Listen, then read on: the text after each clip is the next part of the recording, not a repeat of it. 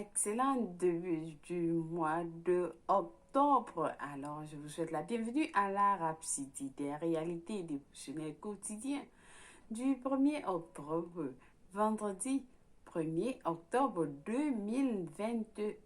Oui, vous êtes la bienvenue à ce glorieux mois d'octobre. Où que vous soyez, je vous bénis. Soyez bénis infiniment au nom de Jésus-Christ. Alors, nous sommes entrés dans ce monde avec la présence de Dieu.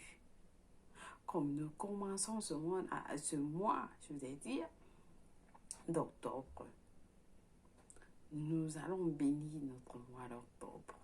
Nous allons louer l'Éternel. Nous allons lui rendre grâce pour sa grandeur, pour tout ce qu'il a fait en vous, avec vous, pour vous, tout au long du mois de septembre qui s'est achevé.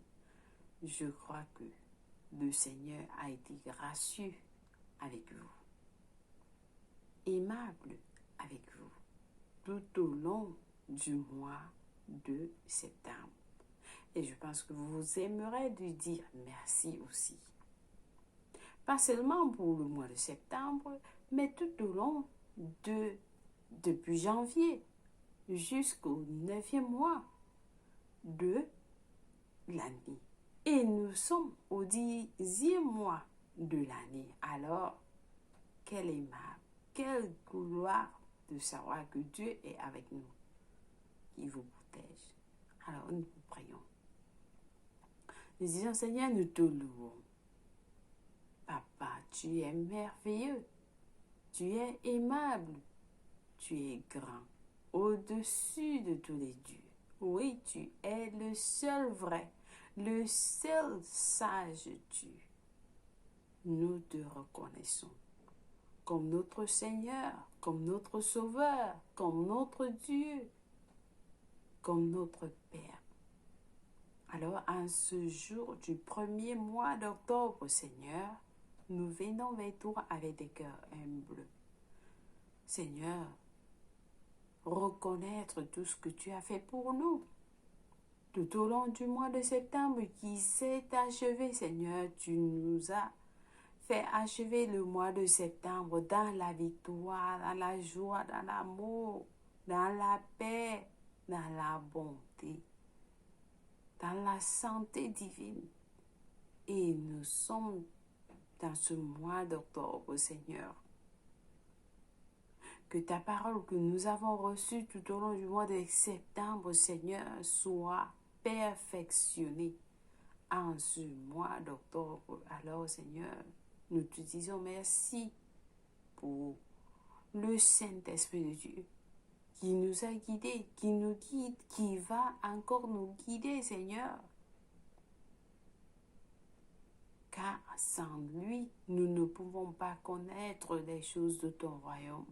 Alors nous déclarons, Saint-Esprit de Dieu, que tu es notre aide, tu es notre appui, tu es notre secours, tu es notre intercesseur, tu es notre avocat, tu es notre enseignant, tu es notre guide. Alors conduis-nous tout au long de ce mois d'octobre. Révèle en nous les vérités du royaume de Dieu afin que nous puissions accomplir tous les plans de Dieu pour nos vies.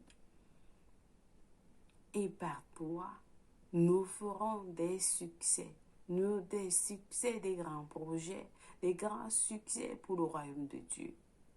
Par le Saint-Esprit de Dieu qui habite en nous, nous sommes vainqueurs. Nous sommes plus que conquérants. Oui, parce que nous avons vaincu le monde. Merci Seigneur pour l'abondance, pour la prospérité que tu nous as donnée, que tu nous as accordée. Seigneur, nous sommes fructueux tout au long de cette année, tout au long du mois d'octobre. Nous serons dans l'abondance. Oui, alors nous déclarons la paix, nous déclarons l'amour, la joie, la prospérité, nous déclarons la joie inexplicable. les bénédictions inexplicables, la faveur de Dieu en tout ce que nous allons faire au mois de octobre avec toi, pour toi, Seigneur.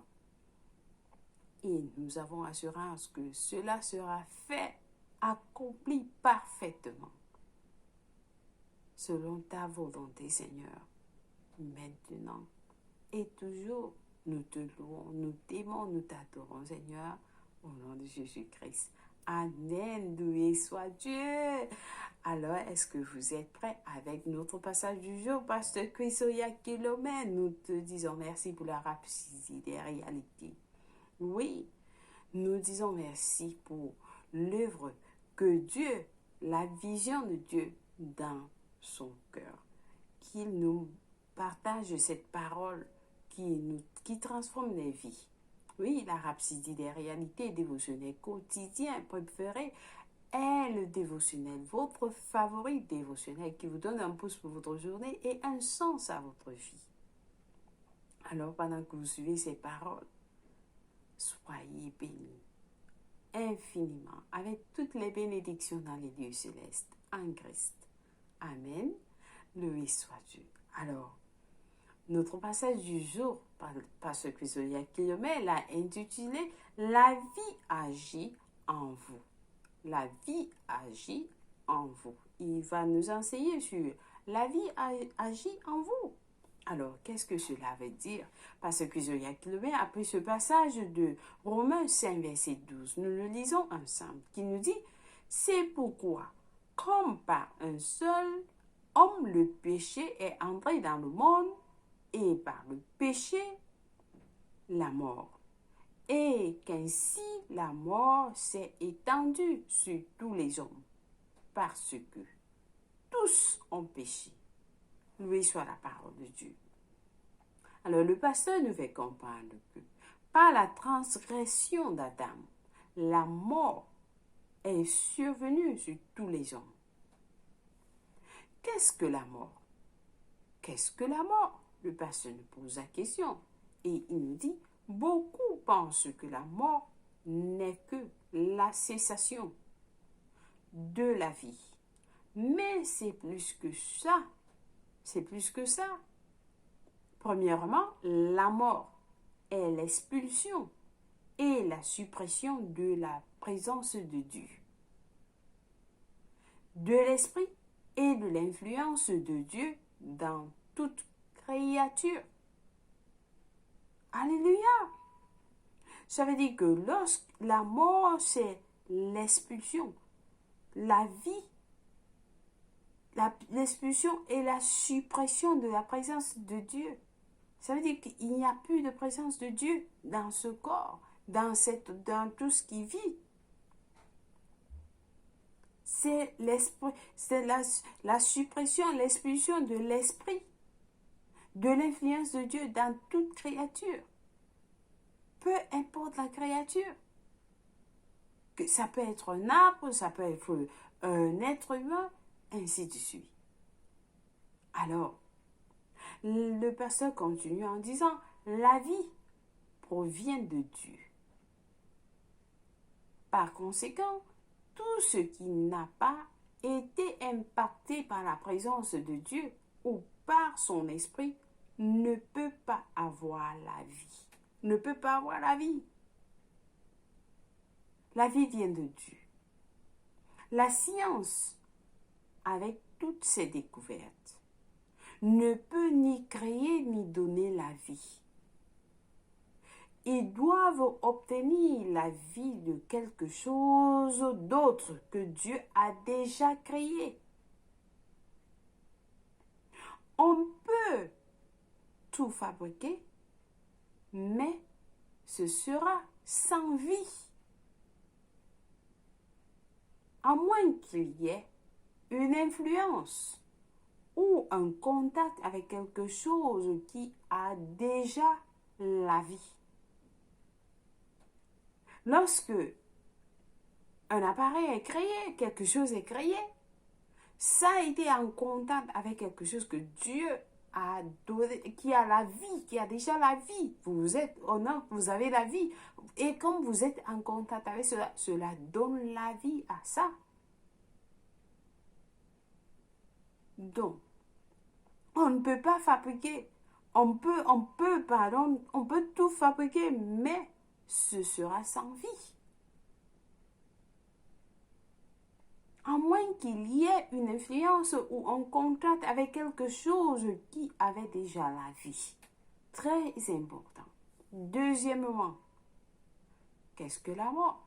La mort est la corruption d'une création et la dissolution en ses composantes originelles. Tout ce qui a la vie a été influencé par Dieu. Tout ce qui a la vie a été influencé par Dieu. La présence de Dieu y est et ça a été touché par l'Esprit. Alléluia! Mais Satan, qui avait le pouvoir de la mort, s'y oppose. Donc, il agit dans le but d'entraîner l'expulsion ou la suppression de cette présence. La mort commence par la corruption de la création. La mort commence par la corruption de la création.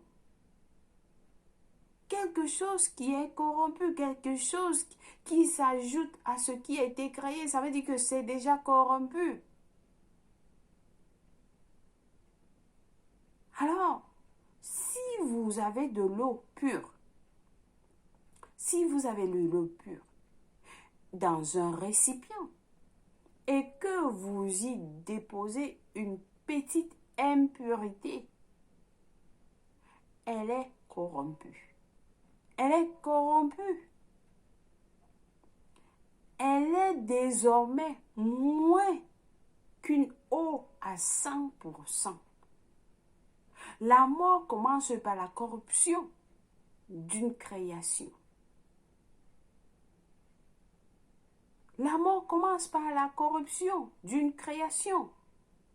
Un changement de quelque chose qui la rend création, qui rend la création moins glorieuse qu'elle ne devait l'être. Donc, Satan vise la corruption. Il vise la corruption et la dissolution éventuelle de cette création en ses constituants originels. Par exemple, quand un corps humain meurt, l'esprit s'en va et le corps se décompose, et le corps se décompose éventuellement en liquide et en déchets. Donc, ceci dit, là, je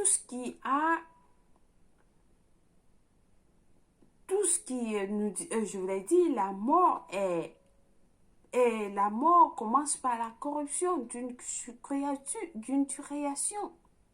Donc, tout ce qui a été créé, Dieu l'a créé parfaitement. Dieu l'a créé parfaitement. Raison pour laquelle il nous dit, nous sommes nés d'une semence incorruptible. Ça veut dire que si on ajoute quelque chose en vous, il y a un passage dans Ecclésiaste qui dit, vous n'avez pas besoin d'ajouter quelque chose, ni enlever quelque chose. Là, c'est déjà corrompu. Et c'est ce que Satan est en train de viser, selon ce que le pasteur nous dit. Satan est la création. Il est la création de Dieu et cherche à la détruire. C'est pourquoi quand la maladie attaque le corps, c'est une corruption de la santé de la personne. C'est une corruption de la santé de la personne.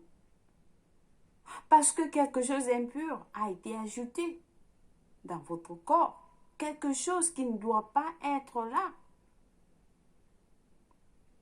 Mais grâce soit louée et soit rendue, grâce soit rendue à Dieu. Jésus a mis fin à la mort. Jésus a mis fin à la mort. Il nous a dit, Jésus a mis fin à la mort. Il nous a dit dans 2 Timothée 1, verset 10. La Bible dit, Jésus-Christ, qui a détruit la mort et a mis fin en évidence la vie et l'immortalité par l'évangile. Jésus-Christ a détruit la mort et a mis en évidence la vie et l'immortalité par l'évangile. Alléluia! La mort a été abolie. La mort a été abolie. Jésus a aboli la mort. En Christ, vous êtes parvenus à l'immortalité. En Christ. Alors que tout dans le monde naturel dégénère, la vie opère en vous. La vie opère en vous et dans tout ce qui est lié à vous. Parce que vous êtes dans le royaume de la vie. Vous êtes dans le royaume de la vie. Vous êtes passé de la mort à la vie selon Jean 5, verset 24. Romains 5, verset 17 dit, ceux qui reçoivent l'abondance de la grâce et du don de la justice régneront-ils dans la vie par Jésus-Christ seul. Lorsque vous avez Jésus-Christ, vous avez la vie. Vous avez la vie en abondance. La vie en abondance. Alléluia. Alléluia. Donc, vous voyez, lorsque vous avez cette vie, vous êtes en Christ, vous êtes parvenu, vous êtes sorti de la mort, vous êtes dans l'immortalité. Vous avez la vie. Tout ce que vous touchez, vous donnez vie. Tout ce qui est autour de vous, vous êtes en contact avec quelque chose, vous donnez la vie à cela. Alléluia. Raison pour laquelle, lorsque vous êtes en Christ, rien ne meurt autour de vous. Mais par contre, vous êtes des donneurs de vie. Vous êtes des donneurs de vie. Amen. Amen, amen. Alors, je pense que quelqu'un a été béni avec ce dévotionnel. Aujourd'hui, nous allons passer à nos études approfondies pour mieux comprendre dans Jean 5, verset 11 à 12 qui nous dit. Jean 5, verset 11 à 12 qui nous dit ceci. Et voici ce témoignage. C'est que Dieu nous a donné la vie éternelle. Et que cette vie est dans son Fils. Cette vie n'est pas ailleurs. Cette vie est dans son Fils. Celui qui a le Fils a la vie. Celui qui n'a pas le Fils.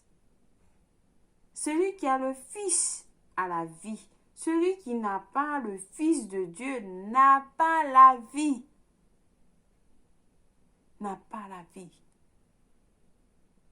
Donc, vous devez avoir le Fils pour avoir cette vie. Vous pouvez être vivant, mais vous n'avez pas la vie. C'est ce que Dieu nous dit. Amen. Amen, amen. Alléluia. Est-ce que quelqu'un est là? Est-ce que vous avez le Fils? Alors, Jean 20, verset... Jean 5, verset 24 nous dit, Jean 5, verset 24 nous dit, nous allons rapidement à Jean 5, verset 24 qui nous dit ceci. En vérité, je vous le dis, celui qui écoute ma parole et qui croit à celui qui m'a envoyé et a la vie éternelle. Celui qui croit à celui qui m'a envoyé à la vie éternelle ne vient point et ne vit point en jugement, mais il est passé de la mort à la vie. Lorsque vous avez Christ, vous passez de la mort à la vie. Alors, 2 Corinthiens 4, verset 7 à 12 nous dit, verset 4, 7 à 12 nous dit ceci, rapidement. Nous portons ce trésor dans des vases de terre, afin que cette grande puissance soit attribuée à Dieu et non pas à nous. Nous sommes pressés de toute manière, mais non réduits à l'extrémité de la détresse, mais non non dans le désespoir. Persécutés, mais non abandonnés. Abattus, mais non perdus. Portant toujours avec nous dans notre corps la mort de Jésus, afin que la vie de Jésus soit aussi manifestée dans notre corps. Alléluia. Alors le verset 11 dit, car nous qui vivons, nous sommes sans cesse livrés à la mort à cause de Jésus, afin que la vie de Jésus soit aussi manifestée dans notre chair mortelle. Ainsi, la mort agit en nous et la vie agit en nous. Alléluia, alléluia, alléluia. Est-ce que quelqu'un a reçu ce passage? Il est très puissant. Très puissant, très puissant. Nous sommes au début du mois. Imaginez-vous ce qui va se passer dans les jours à venir. Soyez préparés. C'est la parole de Dieu. Nous sommes dans notre année de préparation.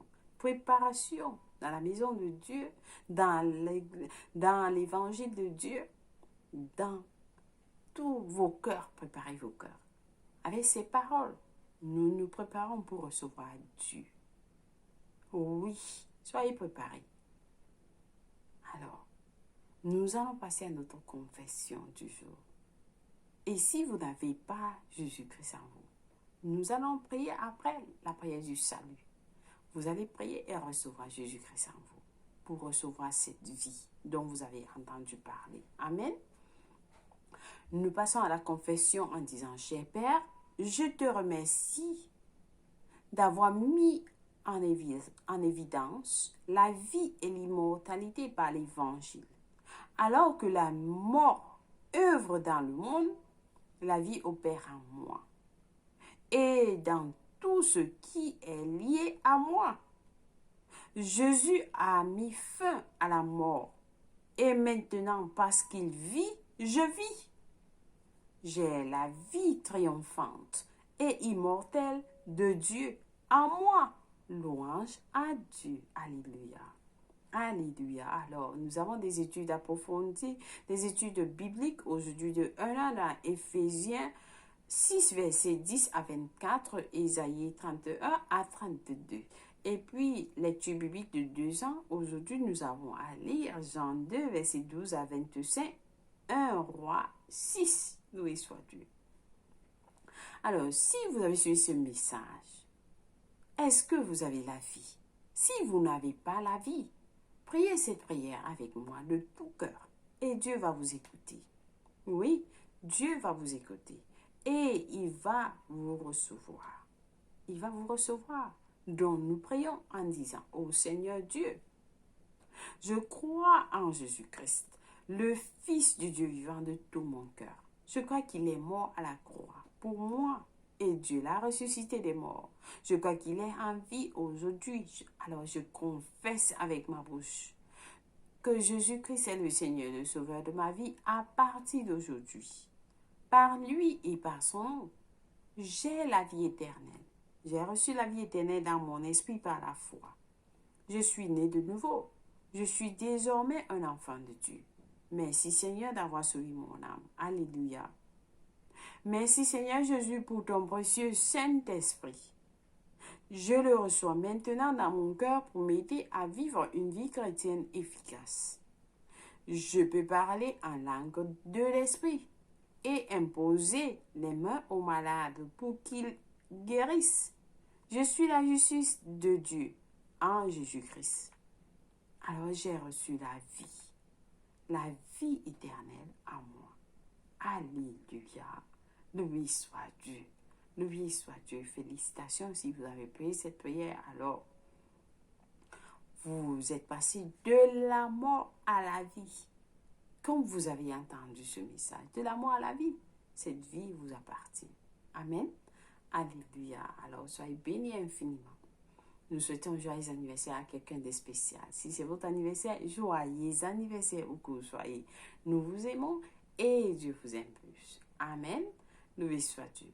Une fois de plus, merci pour ce début du mois et d'avoir été fidèle à la parole de Dieu tout au long du mois de septembre. Soyez préparés et soyez dans la grâce en ce jour glorieux. Que Dieu vous bénisse. Au revoir.